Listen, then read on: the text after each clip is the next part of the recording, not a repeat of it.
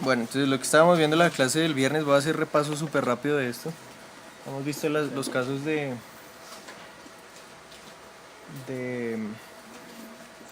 un segundito. De factorización. Los vamos a utilizar en todo cuando estemos buscando los dominios, los rangos de las funciones, cuando estemos sacando los límites. Todo eso va a necesitar saberse hacer la factorización en un segundo y no perder tiempo en eso. Entonces simplemente lo que hemos visto, los casos de factorización en la última clase. Aquí la luz entra como mal, ¿no?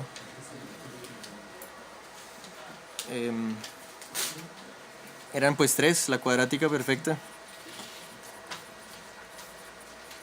Que los nombres igual no importan, cada libro les dice de una forma diferente, entonces no sé si estén acostumbrados a esto.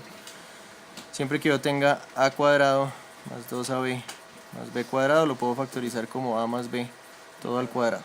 Si le saco los cuadrados a los dos términos de las esquinas y el de la mitad es 2 veces el primero por el segundo, puedo factorizar como los dos términos sumados y todo eso al cuadrado.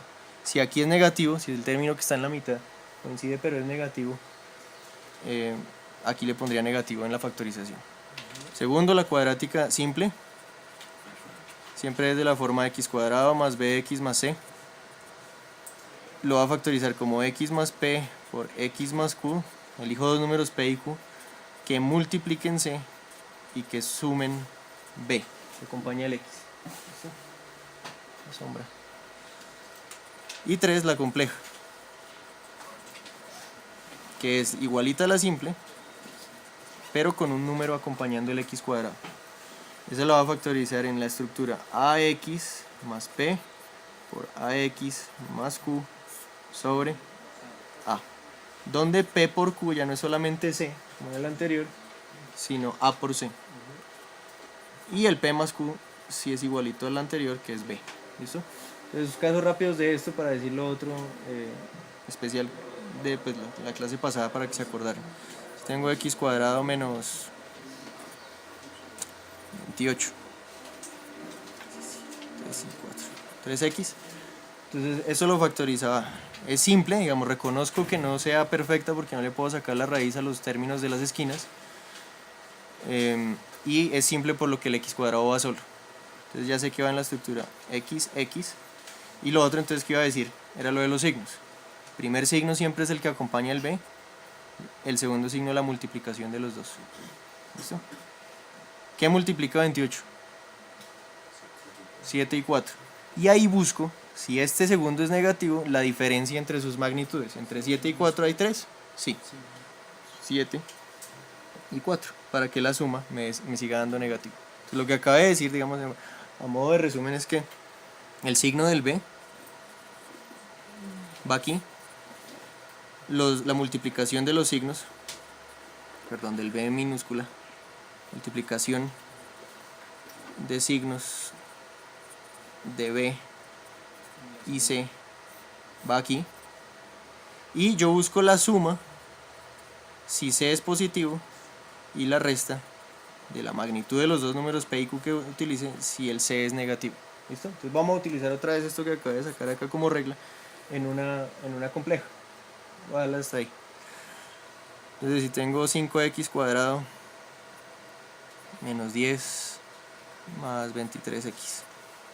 ¿Listo? Tengo eso. No es perfecta porque no puedo sacarle la raíz a 10 ni a 5x cuadrado. Y no es simple porque el x cuadrado no está solo. Está acompañado de un número. Entonces ya sé que es compleja y que va en la estructura 5x sobre 5. Y que voy a buscar dos números que multipliquen ¿cuánto? 50. Menos 50 y sumen 23. ¿Listo? Entonces, en cuanto a signos, el primer signo es el del b. Y el segundo signo la multiplicación de los dos. ¿Y qué estoy buscando? ¿La suma o la resta? La resta porque el c es negativo. ¿Listo? O en este caso el a por c, igual va a dar lo mismo. Entonces, dos números que multipliquen 50 y cuya diferencia sea 23. 25 y 2. ¿Listo? Y le pongo el 25 al positivo para que me dé más 23. Y lo que les había dicho entonces también la última vez era que voy a factorizar este 5 de alguno de los dos paréntesis para que se cancele. Entonces lo pongo acá de una vez, 25, esto era un 25. 25 sobre 5, 5, 5x sobre 5, x. Y lo anoto entonces ya organizado. X más 5, esto ya con lo que acabé de tachar, y 5x menos 2. Entonces por lo general esto lo vamos a igualar a 0. Entonces si hubiera podido utilizar desde el comienzo la ecuación cuadrática. Si esto hubiera sido igual a 0 y yo quiero despejar x, entonces hubiera dicho que x es igual a menos b más o menos raíz cuadrada de b cuadrado menos 4ac sobre 2a. ¿Listo? Aquí si esto es igual a 0, ¿cuáles son los valores? Para que este sea 0, x igual a menos 5. Y para que esto sea 0, x igual a 2 quintos. ¿Listo? Si esto es 0, x igual a 2 quintos. ¿Listo? Si yo tengo práctica en esto, si yo veo esto y en 2 pasos hago la factorización y simplemente los igualo a 0 para encontrar, hágale menú o algo. Ya, ok. Y los igualo a 0 para encontrar los dos resultados, siempre va a ser mucho más fácil que ponerme a sacar las raíces, ¿sí? Sobre todo, nos vamos a concentrar en la parte del cálculo. No les voy a, casi que en la mayoría de los exámenes no les voy a dejar usar la calculadora. La idea es que puedan aplicar las cosas, los conceptos de cálculo. No nos centremos en que hagan mal un cálculo en la calculadora y me digan, no, es que todo lo hice bien excepto esta suma o esta resta. Entonces, si yo hago esto en la cabeza, ¿cuánto me demoraría metiendo acá? Menos 23 más o menos 23 al cuadrado menos 4 por a por c, y fijo se me da un signo, no lo pongo ahí y todo me da mal, ¿sí? Sobre 2 por a. Aquí a que haga esto y más sin el calculadora, pues no llego nunca a estos dos valores que tenía acá. ¿Listo? Bien, casi que ese era el resumen. Y la cuarta, vamos, de lo que tenía cuadrática simple, perfecta y compleja, era la diferencia de cuadrados, que es así, es bien sencilla, pero otra vez hay que saber reconocer todos los casos donde esto ocurra. Entonces la diferencia de cuadrados es cuando yo tengo una diferencia, es decir, una resta de dos cosas que están al cuadrado. Saco la raíz de estos dos términos, sería a y b, y una es con resta y otra es con suma. Esa sería la forma de factorizar. Entonces lo que decía que hay que reconocer, que hay que saber reconocer es, por ejemplo, esto, x cuadrado menos 1 es una diferencia de cuadrados. Sí, 1 lo puedo escribir como 1 al cuadrado y no cambia nada. Entonces esto sería x menos 1 por x más 1. Son de las cosas que más va a salir. O si yo tengo, perdón que lo ponga ahí, pero es para no coger otra hoja para este ejemplo. X a la 4, perdón. Sí, x a la 4 menos 1. ¿Es una diferencia de cuadrados? Sí. De x cuadrado y de 1. Esto puede ser a la 4, de 1 a la 2. Más 1. Y otra vez aquí tendría una diferencia de cuadrados. Quiere decir que yo esto desde el comienzo lo hubiera podido escribir como x menos 1 por x más 1, que me da este primer término, que es la diferencia de cuadrados, por la suma, que ese sí no lo puedo factorizar de otra forma. Pero todo lo que está en la caja es igual a todo lo que está en la caja de abajo. ¿Bien? Solo pues todos los problemas que hagamos cuando estemos sacando los límites de las funciones van a acostumbrarse mucho a reconocer ese tipo de cosas. Bien, eso era lo de la factorización. Ya hemos visto pues las reglas de exponenciación y todo, simplemente como un repaso para que no se pierdan tampoco en esas cosas súper sencillas. Hoy vamos a hacer un repaso más de funciones. Entonces, funciones y gráficas de las funciones. Esto está desde octavo, algunas cosas las habían visto conmigo, hasta el año pasado en trigonometría, de pronto la ecuación de una elipse o de un círculo. Eso es lo que vamos a llegar hoy. Vamos a empezar desde lo básico, pero pues vamos a ir rápido para alcanzar a cubrir tema importante. Entonces, bueno, lo principal de una función es el dominio y el rango. Cada vez que yo tenga una función de x, f de x dada por algo, el dominio son todos los valores que pueden tomar el x y el rango todos los valores que puede tomar f de x, es decir, el y o la coordenada vertical en el plano cartesiano. Casi siempre ese dominio va a estar limitado o por un denominador igual a 0 o por una raíz negativa. ¿Listo? Obviamente hay otros casos que en últimas terminan siendo lo mismo. Si yo les digo cuál es el dominio de la función tangente, entonces, no, la tangente no está definida en pi medios y en menos pi medios, ahí hay una asíntota, no se puede calcular, pero ¿por qué es? Porque la función tangente, aquí simplemente lo pongo como un ejemplo, la función tangente de x sería seno de x sobre coseno de x. ¿Sí? Entonces, ¿por qué no se puede en pi medios? Porque coseno de pi medios o todos sus múltiplos n de pi medios hace que coseno sea 0. Entonces otra vez estoy en el mismo caso. Por eso en resumen casi que lo que vamos a revisar siempre es que un denominador no sea 0 o que una raíz no sea negativa. Entonces vamos con unos ejemplos sencillos de esto del dominio y rango. Si yo tengo que f de x es igual a x cuadrado, entonces ¿cuál sería el dominio? Todos los reales. Voy a poner ese conjunto como los límites de los paréntesis que incluso yo les había explicado desde octavo. Seguramente en noveno y en décimo también lo han visto. Desde el menos infinito hasta el infinito. ¿Listo? Todos los reales. ¿Y el rango?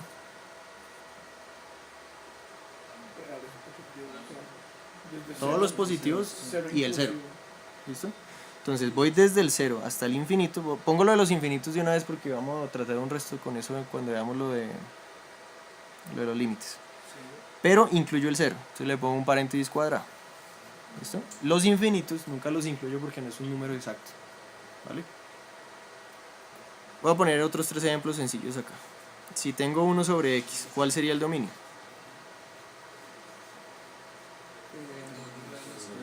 Ahí entra lo que les estaba diciendo. Todos los reales menos el 0 porque el 0 hace que el denominador sea 0. Entonces voy desde menos infinito hasta el 0 sin incluirlo. Unido, eso es también desde probabilidad cuando veamos unido e intersección. Simplemente uní desde el 0 hasta el infinito. Ahí no estoy incluyendo nada, por eso pongo los paréntesis redondos. Tanto para el 0 como los infinitos. Los infinitos nunca los incluyo, acuérdense de eso. Pueden después salir esa duda. Y el rango sería lo mismo, porque yo como hago que esa función sea 0. Yo puedo poner x 10.000 millones, pero eso 1 sobre 10.000 millones no alcanza a ser 0. Pues por más grande que ponga el x, esto nunca va a ser 0. Entonces sería igual, desde menos infinito hasta 0 y desde 0 hasta infinito. ¿Qué es lo que es Unido, simplemente unido. Bien, las últimas dos. Tengo la raíz de 4 menos x, todo dentro de la raíz. ¿Cuál es el dominio? Aquí voy a hacer un pequeño paréntesis. Bueno, no para este, para el siguiente. Yo quiero que lo que esté adentro de la raíz sea 0 o positivo. O sea, tengo un mayor o igual a 0. Entonces ahí entra lo de las desigualdades que también habíamos visto hace rato. Pero aquí simplemente por intuición, ¿qué estoy sacando? Desde menos infinito. Es decir, ¿qué valores puedo poner acá? Positivos. ¿Puedo poner un 2? Sí. ¿Puedo poner un 4? Sí. ¿Puedo poner un 5? Ya no. Si le resto mucho me queda negativo. Entonces pararía en 4. Y el 4 lo incluyo porque 4 menos 4 da 0 y la raíz de 0 sí la conozco. Ya más que 4 no, porque entonces me daría algo negativo. Entonces otra vez, para que uno no esté ahí intuitivamente qué es lo que tiene que ocurrir, yo puedo decir que lo que está dentro de la raíz tiene que ser mayor o igual a 0. Y ahí despejo. Pasando el x a sumar. Entonces x es menor o igual que 4. ¿Bien? ¿Eso qué quiere decir? Que puedo ir desde menos infinito hasta el 4, incluyéndolo. ¿Bien? Y ahí termina. Ya no hay otra sección. ¿Y el rango?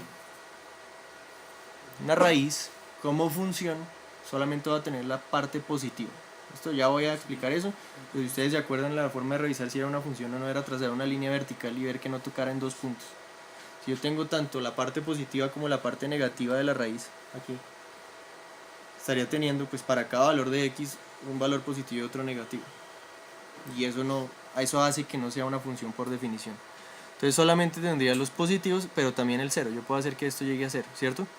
Entonces empiezo en 0. Cuando x es igual a 4, 4 menos 4 es 0 y raíz de 0 es 0. Entonces eso lo puedo lograr. Y de ahí en adelante todos los positivos. ¿Listo? Cuadrado y redondo, porque incluyo el 0.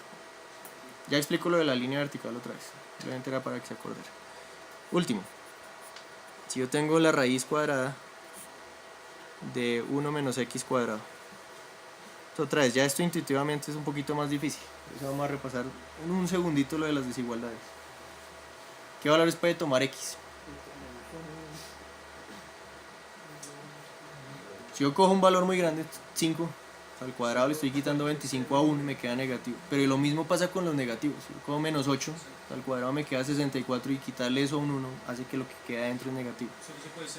Entonces, intuitivamente, desde el menos 1 hasta el 1. Y los puedo incluir.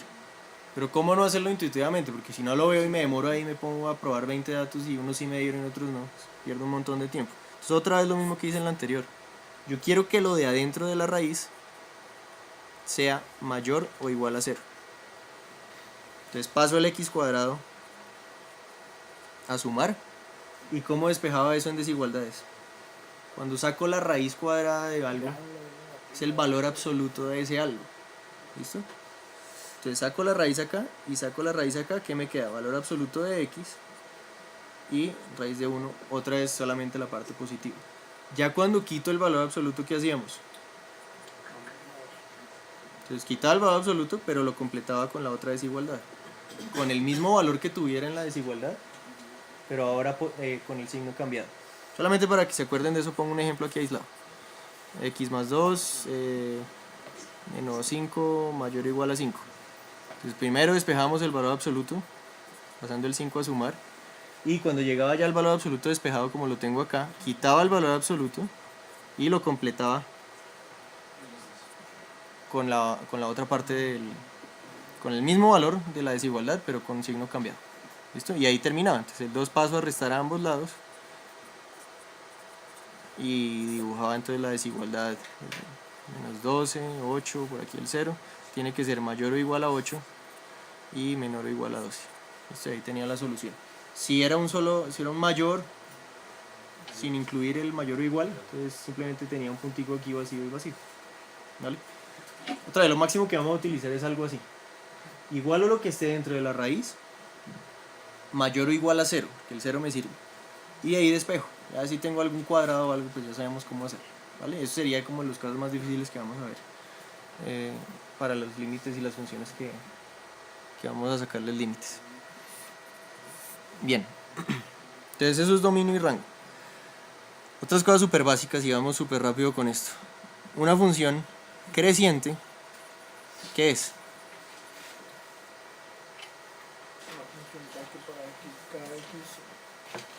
Sin tantas matemáticas. Por ejemplo, una gráfica que es creciente. Que si me muevo para la derecha suba. ¿Cierto? Entonces ahí está. Si me muevo para la derecha, si x2 es mayor que x1, siendo x2 más hacia la derecha que x1, ahí sí es lo que me iba a decir. La función evaluada en x2 tiene que ser mayor a la función evaluada en x1. Esto va a ser simplemente una gráfica de esto.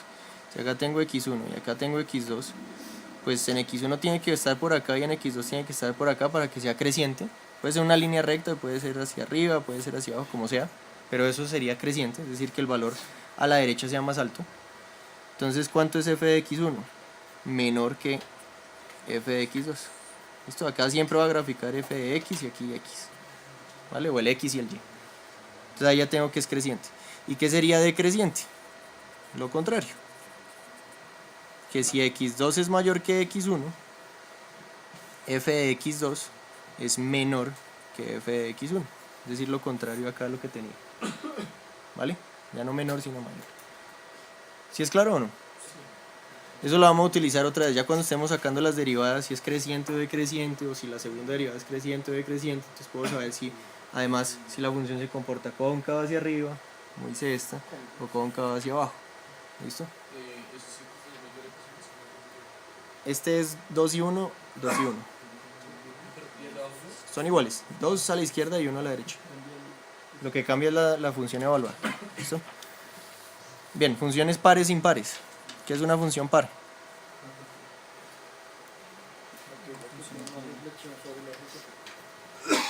Por ejemplo, si f de x es x cuadrado, que la gráfica es una parábola. Es una función par porque si el eje y fuera un espejo, se vería lo que realmente hay ahí. Esto, si yo en el eje y pusiera un espejo, pues esto se vería reflejado hacia acá. ¿Listo? Eso es una función par. Matemáticamente, otra vez porque esto es lo que vamos a utilizar, yo lo que estoy diciendo es que f de x sea igual a f de menos x. ¿Sí? Por ejemplo, para x igual a 2, ¿cuánto es f de x? 4. ¿Sí? X cuadrado, 2 al cuadrado, 4. ¿Cuánto es f de menos 2? 4 también. ¿Listo? Entonces eso hace que sea una función par. Y una función impar,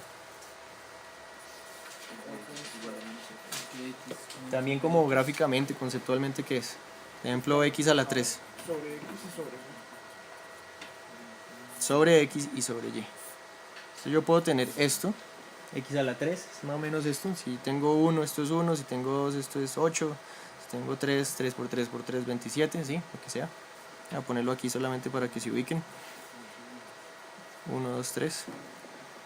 Si es impar, si yo la reflejo sobre y, sería par. Pero si eso que reflejé, lo vuelvo y lo reflejo sobre x, es decir, que me quede esto, eso hace que sea impar. ¿Listo? Entonces yo puedo tener el papel así, desde el origen hacia la derecha arriba se mueve así, le doy la vuelta al papel, es decir, lo reflejo sobre los dos lados, y vuelvo y dibujo lo mismo, ¿sí? Desde el origen hacia arriba a la derecha, en forma cóncava hacia arriba, me quedó lo mismo, eso hace que sea impar.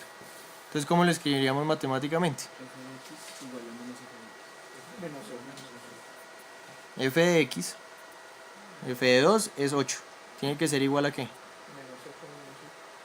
Cuando sea menos x, o sea menos 2, tiene que ser igual. ¿Esto me da qué? ¿Qué me da esta parte sin el menos? Perdón, aquí no se estaba viendo nada. Sin el menos, ¿qué es f de menos x? Menos 8. Menos 2 a la 3, menos 2 por menos 2 por menos 2, menos 8.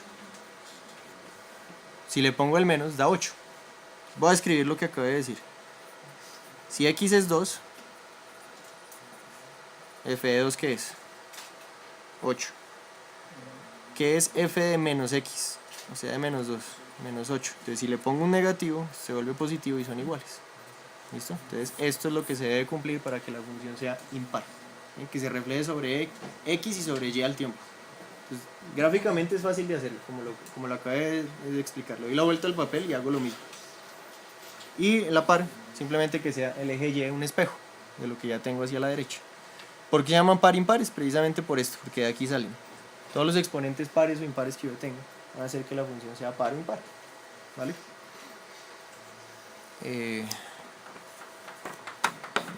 Me faltaba algo. Bueno, a ti que me acuerdo. Entonces vamos con las funciones, unas específicas, de cómo hacer la gráfica, de las cosas que deberían cumplir. Por ejemplo, la del valor absoluto.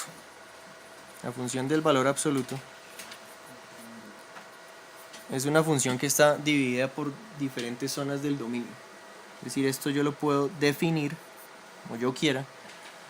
Digamos, una función la puedo definir en diferentes secciones, y la primera y la razón de donde sale esa posibilidad en las funciones es de esta función valor absoluto.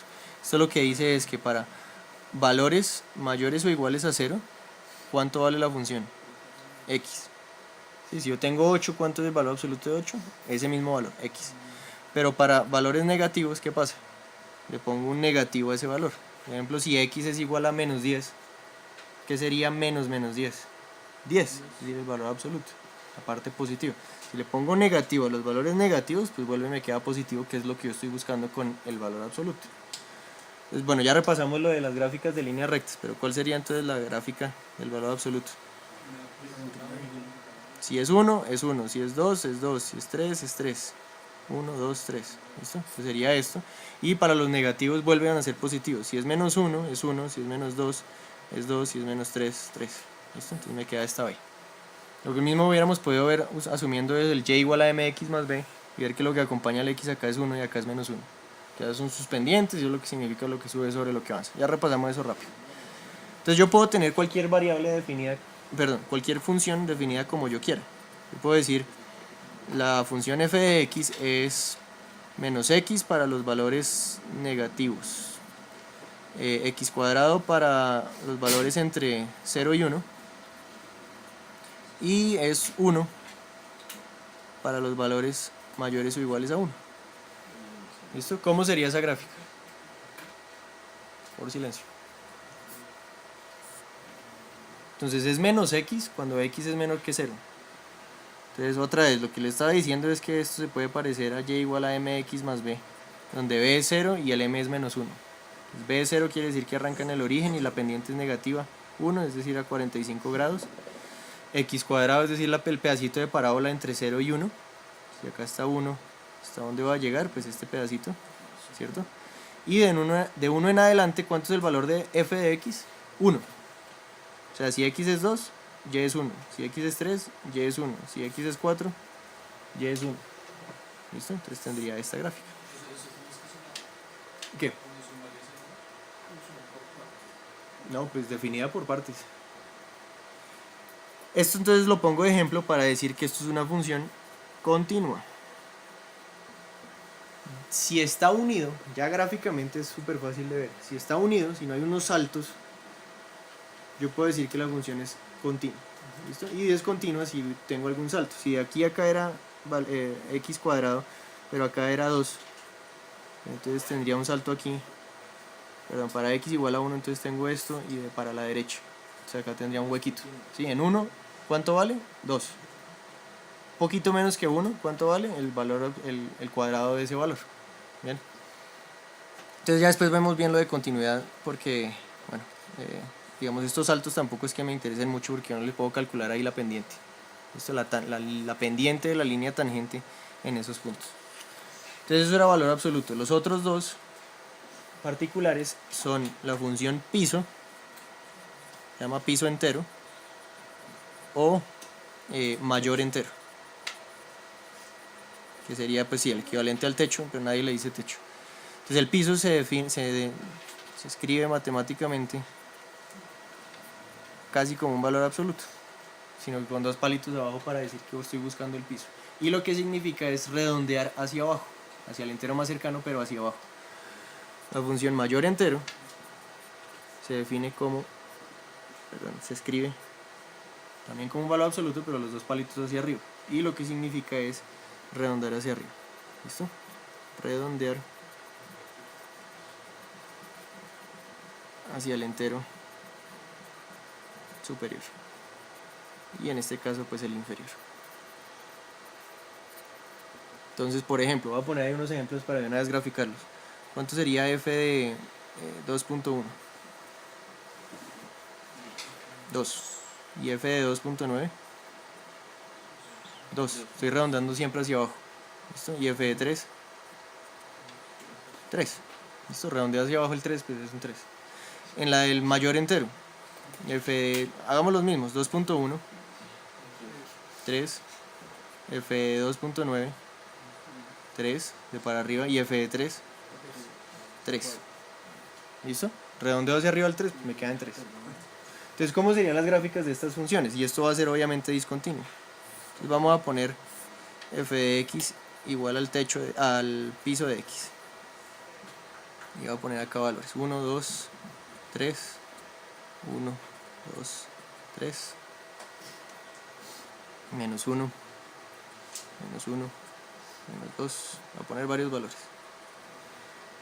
Entonces, si, por ejemplo, x es 0.5, ¿cuál es el piso de 0.5? 0. De 0.9, 0. De 0.3, 0. ¿Cuál es el piso de 1.5? 1. De 1.9, 1. De 1.1, 1. Los que ya tenía aquí. El piso de 2.1 es 2 y el de 2.9 también es 2. De 2.1 es 2. De 2.9 es 2. Y de 3 ya es 3. ¿Listo? Entonces yo lo que tengo es todas estas líneas. Cuando es 1, salto. El piso de 1 es 1. El piso de 2 ya no es 2, sino 2. El piso de 3 es 3. ¿Listo? Entonces esta sería la gráfica de la función piso. Esto es un vacío. Vacío. Bien.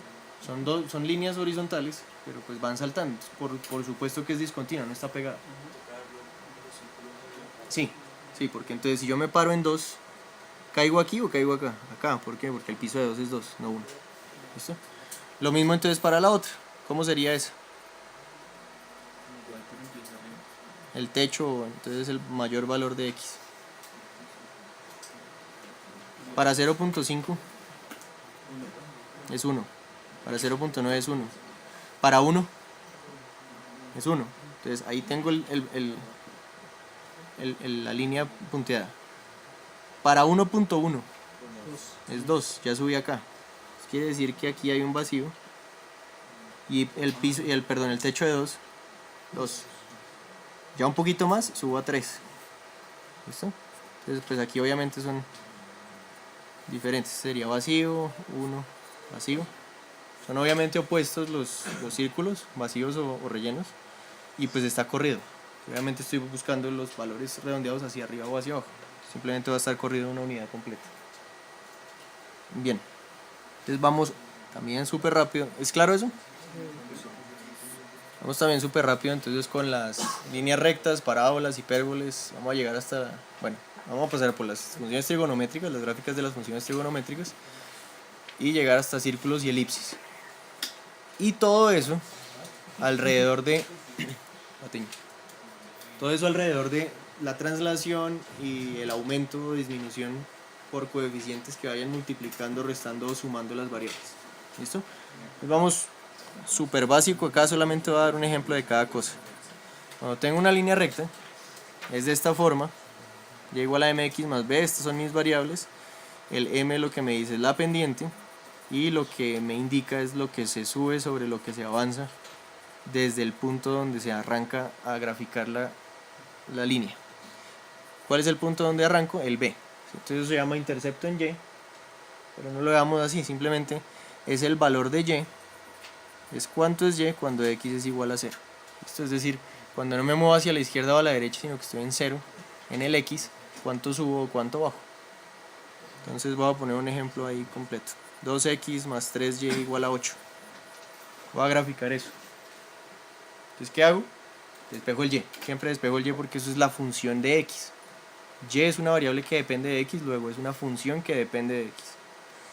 Entonces me quedaría 3y igual a 8 menos 2x. ¿Está viendo? Y y igual a 8 menos 2x sobre 3. Que obviamente lo escribiría primero como el x, lo que acompaña al x es un 2 tercios negativo, más 8 tercios quedó positivo, entonces por eso le pongo el más, el valor que está solo. Entonces ya tengo y igual a mx más b. ¿Cuánto es b? 8 tercios. ¿Cuánto es m? Menos 2 tercios. Entonces grafico esto, perdón, x, f de x o el y, da lo mismo. Empiezo en 8 tercios, 1, 2, 3, aquí tendría 3 tercios, 6 tercios, 7 tercios, 8 tercios. Aquí voy a empezar, por ahí voy a pasar por ese punto que acabé de poner.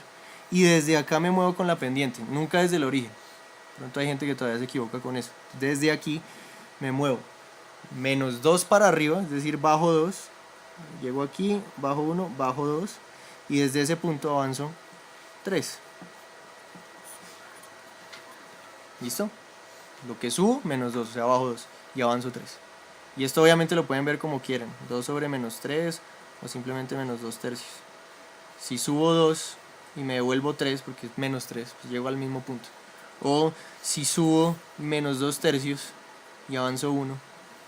Todos esos puntos que acabo de poner pasan por la misma línea. Entonces veámoslo de la primera forma. Bajo 2 y avanzo 3. Llego aquí. 1 esto. Y ahí tengo entonces la gráfica de mi ecuación. ¿Vale? Muchas cosas las vamos a hacer gráficamente. Entonces, no sé, la intercepción entre una elipse y una línea recta. O la línea recta donde toca la elipse. Puede que no la toque, o puede que la toque en un punto que sea la tangente. O puede que la toque en 2 puntos. ¿Listo? Todo eso es lo que vamos a ver después. No voy a dar más ejemplos de esto porque eso es súper sencillo, lo de la línea recta. Vamos con la parábola de la más sencilla. Si f de x es igual a x cuadrado, ya lo habíamos hecho. Y la forma en la que yo lo había explicado cuando pues, por primera vez la vieron en álgebra conmigo, era graficar o tabular valores de x contra f de x. Y lo que habíamos hecho era menos 2, menos 1, 0, 1 y 2. Entonces menos 2 al cuadrado, 4, menos 1 al cuadrado, 1, 0 al cuadrado, 0, 1 al cuadrado, 1, 2 al cuadrado, 4.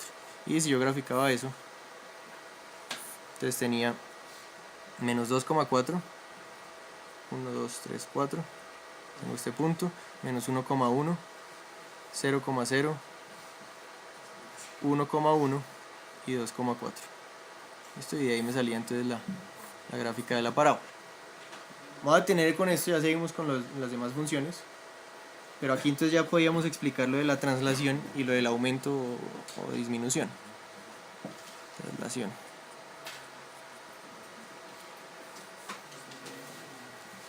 ¿Qué pasa si yo le pongo, si le sumo o le resto algo a esa función?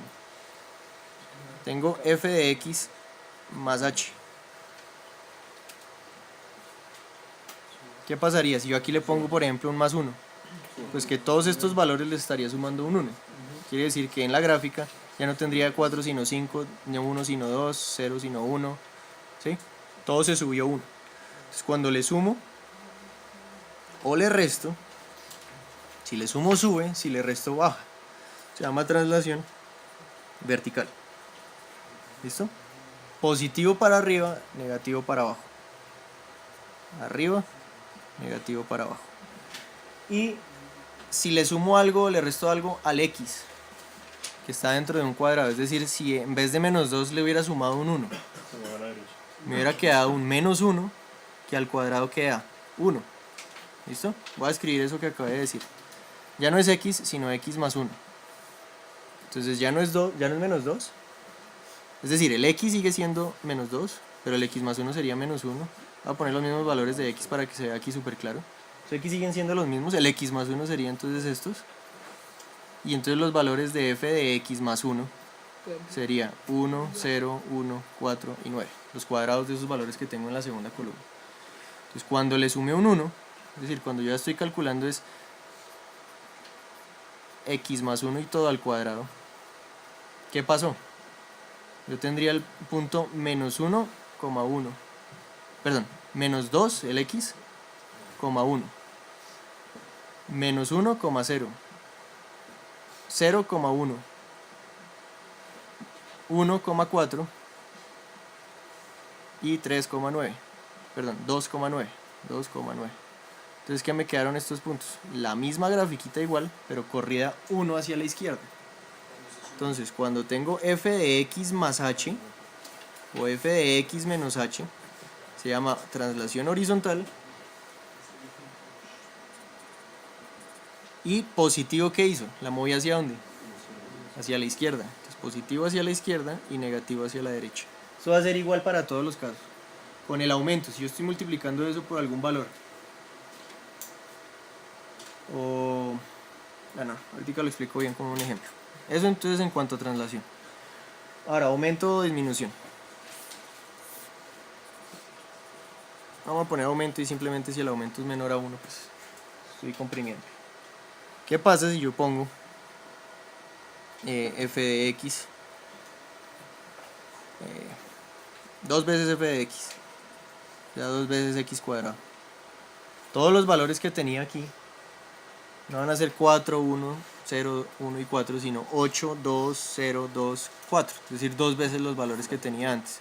Entonces lo estaría cerrando un poquito. Entonces lo puedo ver de dos formas. Puedo ver que lo estoy cerrando, lo estoy comprimiéndola en el eje X o la estoy aumentando en el eje Y. ¿Listo? Siempre que la vea desde afuera, como lo escribía, de esta forma, siempre que yo esté teniendo un aumento C por f de X, lo voy a ver en el eje Y. ¿Listo? Ahora, si tengo f de Cx, lo voy a ver en el eje X. Es decir, esto es un aumento o una disminución vertical y esto es un aumento o disminución horizontal. Bien.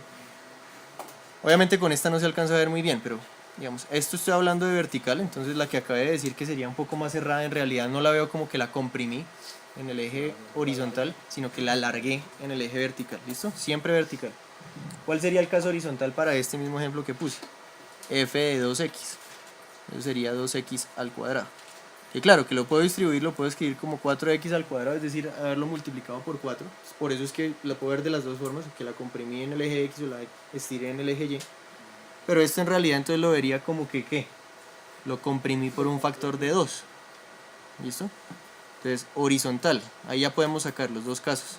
Si C es mayor que 1, como en el primer caso que puse, ¿verticalmente lo estiré o lo comprimí? Lo estiré. Entonces, se agrandó. Y si C es menor que 1, lo comprimí verticalmente. ¿Listo? Horizontalmente. Aquí yo multipliqué por C igual a 2 adentro. Y eso me terminó dando un 4x cuadrado, que en la gráfica pues obviamente sería incluso más cerrada. Entonces, horizontalmente, ¿qué le hice? Al ponerle un C mayor que 1, que fue el 2. Horizontalmente lo comprimí. ¿Listo? Vamos a poner una reducción. y si c es menor que 1, lo aumento, lo dilato en la dirección horizontal. ¿Listo? Voy a ponerlo acá para que no se confundan de que sube o baja, simplemente aumento o disminución. ¿Vale? Lo mismo para el otro, vertical y horizontal. ¿Esto de qué me sirve? Y ya lo vamos a utilizar con las siguientes. Si a mí me dicen que f de x es igual a x a la 4 más 5x a la 3, vale un menos, más 20. Y me dicen que la función es esta.